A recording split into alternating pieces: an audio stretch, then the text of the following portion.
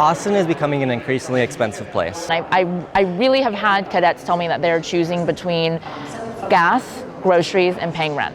And as demand to live in Central Austin has gone up, we're finding that the land costs have gone up. Land is expensive. If you're extremely low income, you're extremely out of luck. The status quo land use policies are not working. I am here for the home initiative.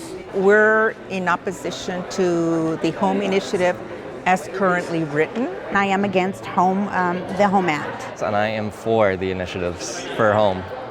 Good morning, everybody. I'll call to order the special called meeting of the Austin City Council. It is a special called meeting of the Austin City Council to consider what has been generally referred to as the proposed home ordinance.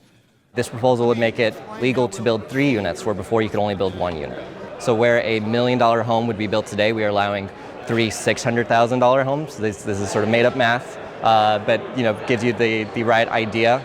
And by doing that, it allows neighborhoods to be more welcoming for people at a lower income level, and it reduces housing pressure on everyone around you.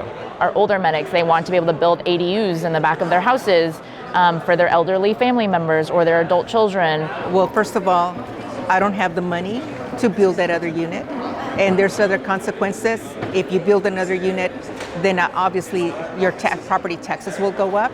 It'll increase their taxes, as well as speed up gentrification, as well as homelessness within our community. Austin doesn't have a housing crisis. Austin has a homeless and displacement crisis. And this is just going to amplify the crisis.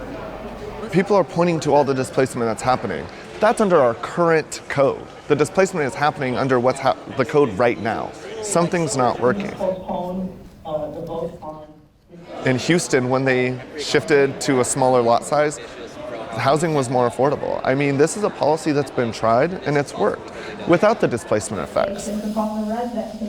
We feel like there needs to be much more of an emphasis on affordability, and I mean deep affordability, because the people that we represent, most of them, their incomes are below 15% of the median family income. And when they talk about affordability, they're usually targeting 80% of the median family income. Things don't trickle down that far. When I say that they're going to make units available for the median family income, well, I don't even make $65,000 a year, the $85,000 a year. Our teachers don't even make that, let alone our single parents don't even make that. So those units and that bonus incentive is not for us. It's not for East Austinites. It's not for black or brown people that lived in East Austin and also displaced from East Austin. I think that there's a large disconnect when people talk about affordability. I think people mean several different things. When I say something is affordable, I mean it is cheaper than what would be placed there instead.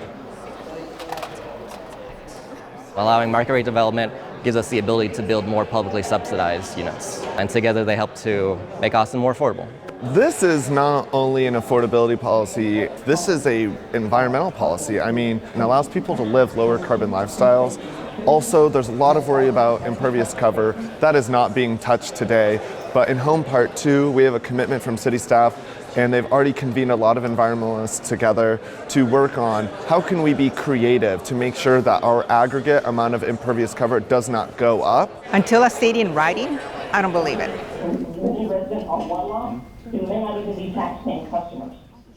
The magic wand I would like to wave is communities for low-income people, communities for the unhoused in East Austin, not way in Decker Lake, not way out south where they were born and raised and where they were displaced.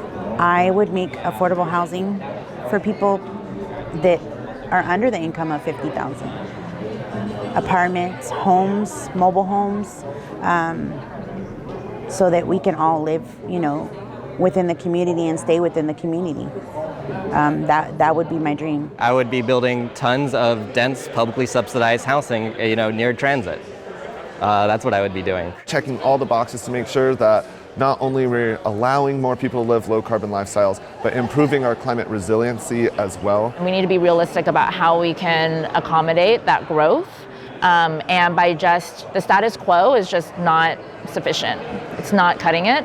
And so I'm willing to try anything that potentially increases the housing stock and different types of options.